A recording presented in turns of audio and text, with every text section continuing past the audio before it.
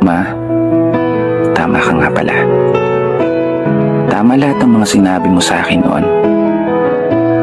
Mga payo, mga pangaral na binabaon mo ngayon.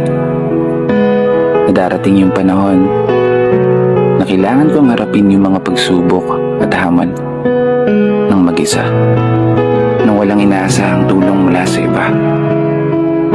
Salubungin ang hampas ng alon at tatagan ng mga paa, at palaging ipaalala sa sarili ang salitang, kaya ko pa. Oo, kaya ko to. Gaya ng palaging sinasambit mo. Simula nung nasa sinapupunan pa lamang hanggang ako'y karga mo.